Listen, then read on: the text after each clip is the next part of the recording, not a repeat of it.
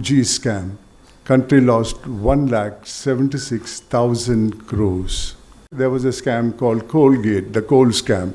Country lost 1,80,000 crores. Rajiv Gandhi made a public statement and he said, out of 1 rupee government gave that year, the purpose for which it's given got only 15 paise out of 1 rupee.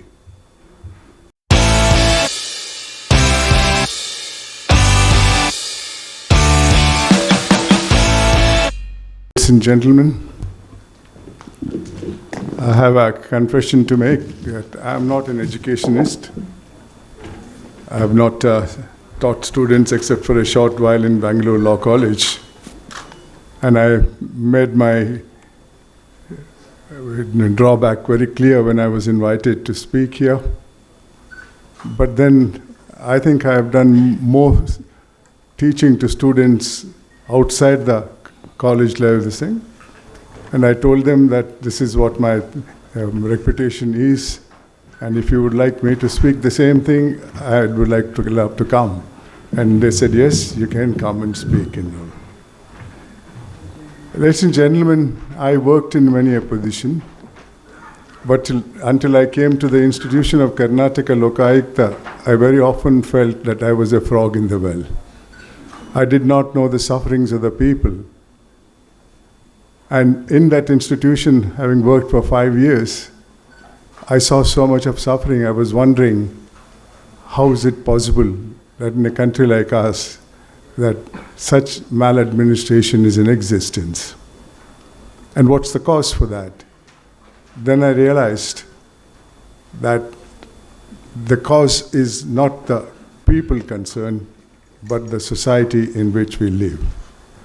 When I was young, I lived in a society which respected people who did social service, who did good work. At the same time, people who indulged in unlawful activities, it punished them. For example, if somebody was sent to jail in my village, my parents would tell me, don't go near that house. A boycott was a punishment not only for the person who committed the crime, but also to his family. This was not a punishment by the court of law. This practice which prevailed in the society at that point of time made people afraid of social punishment, and the crime was much less than what it is today. There was a crime, but not to the extent of what it is today. There was a scam thereafter, in the decade thereafter, called 2G scam. Country lost 1,76,000 crores. Just imagine, one scam in 1 decade has lost the country 1,76,000 crores.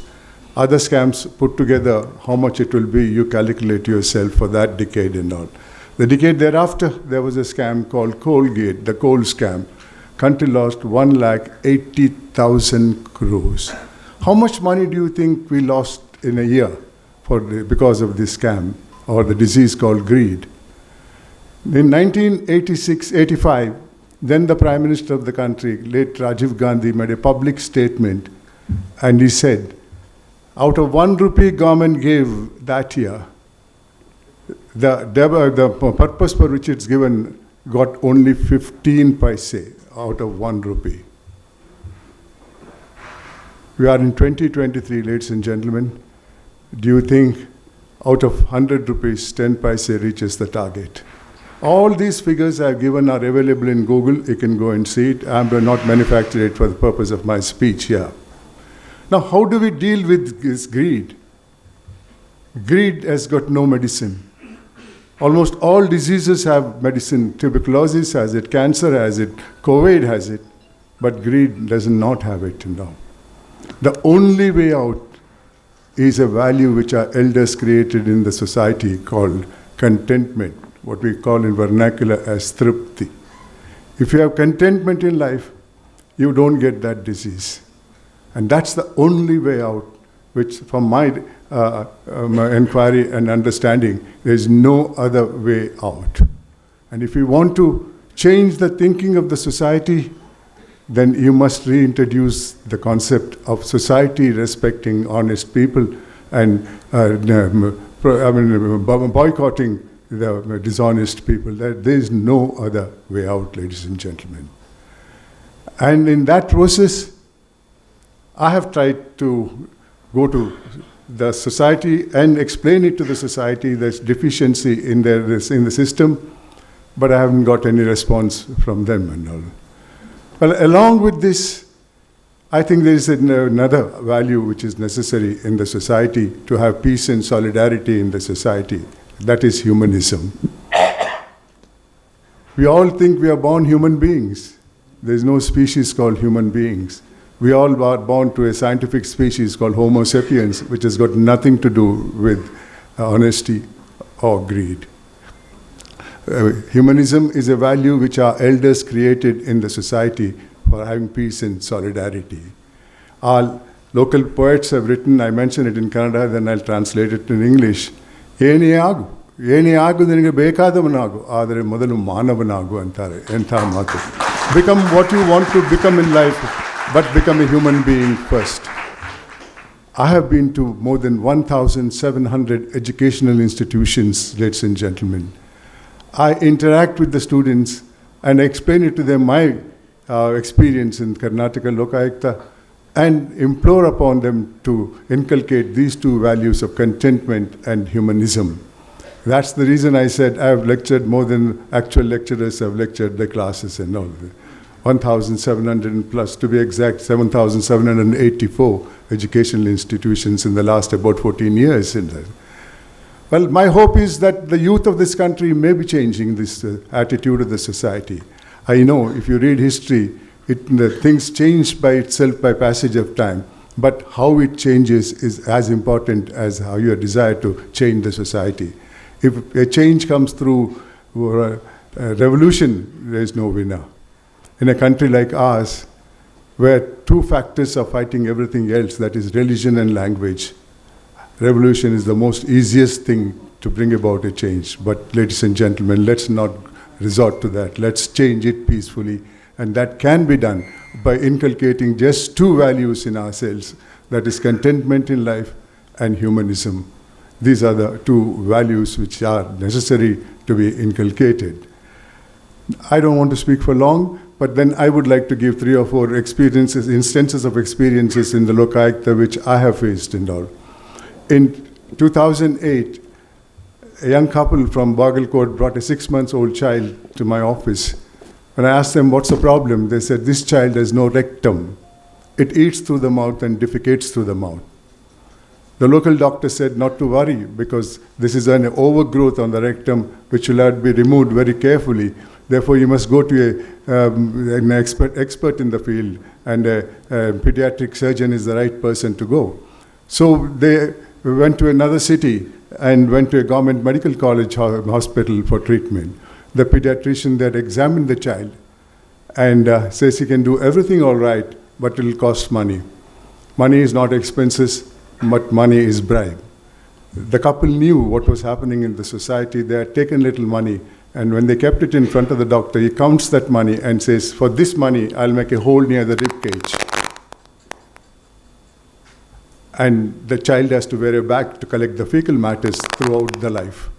Fortunately for the child, they didn't agree, parents. They took the money and brought the child to Lokayukta, and I didn't advise them to be taken to any other government hospital. I contacted the hospital in the old airport road, Manipal Hospital, where I used to go there for treatment.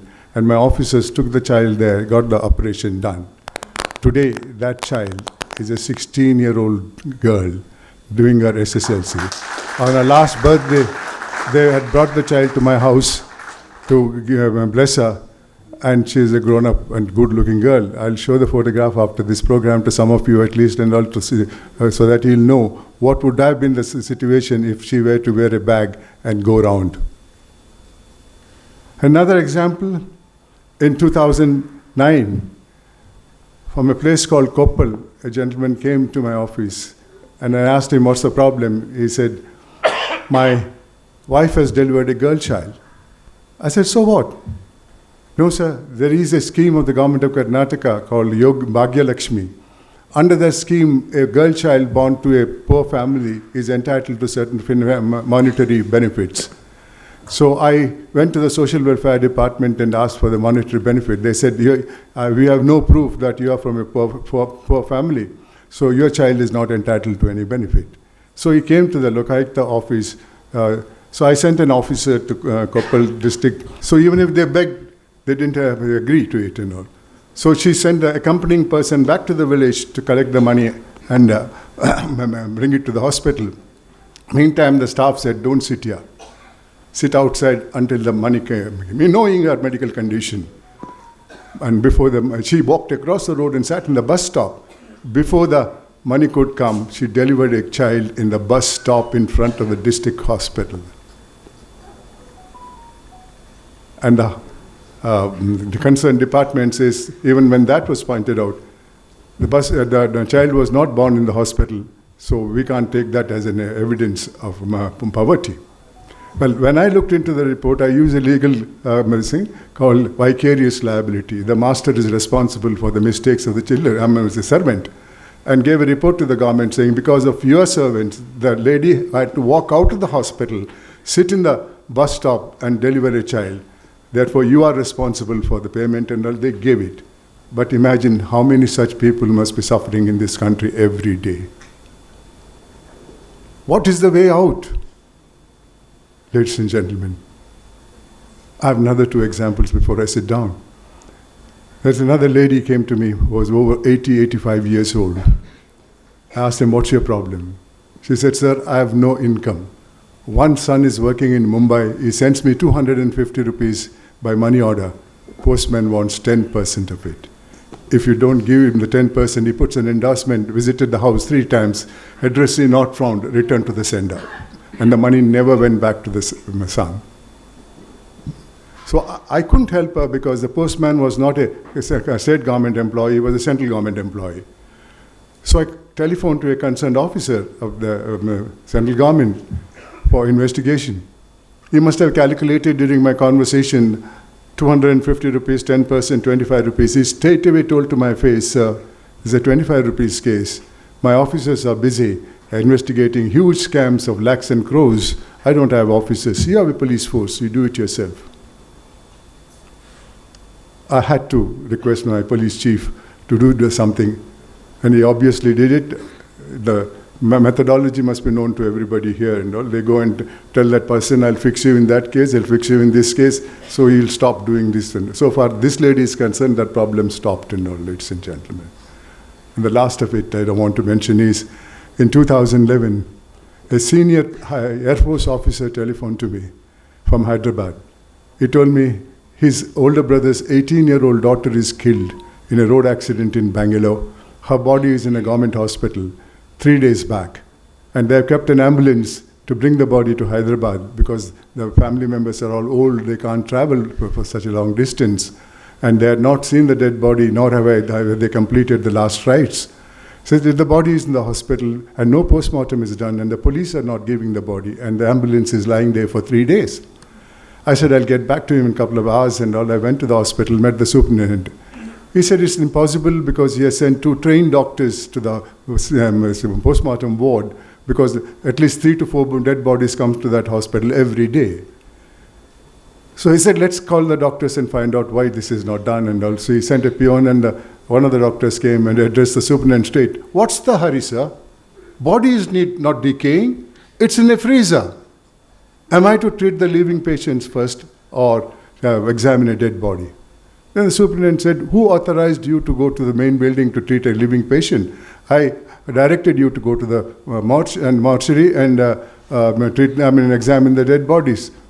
He said, no, sir, one relative of a patient came to me and told me that his relative is not getting proper treatment, so he requested me to go and treat him. So out of humanism, I went there and treated him for 3 days. So I said, doctor, did you know that patient or his relative before? He said, no, first time. Then I said, now I understand it.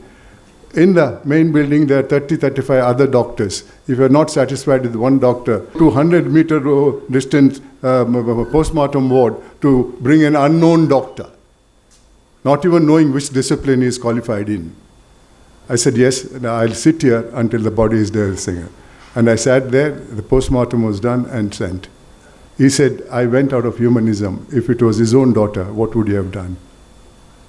Ladies and gentlemen, I hope there is a message. There's a bit of education in this for the youth of this country, so that they, apart from their other education which they get in the school. But I would like to say one thing and all.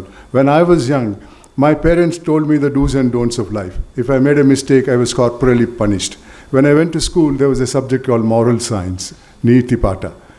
That reiterated what my parents told me. But today, both the parents are working parents. According to me, it is also a disease, because you go to their work, you want to become very popular, you want to get a good posting, you want to get your promotions, you want to prove to your senior officer. When they go to school, there is no moral science. Of course, the present day education is far superior to my time education. They teach them how to make an atom bomb, but they don't teach them how to use it. This is the society in which we are. There's a lot to be learned, and I'm trying to inculcate these values in the youth of this country.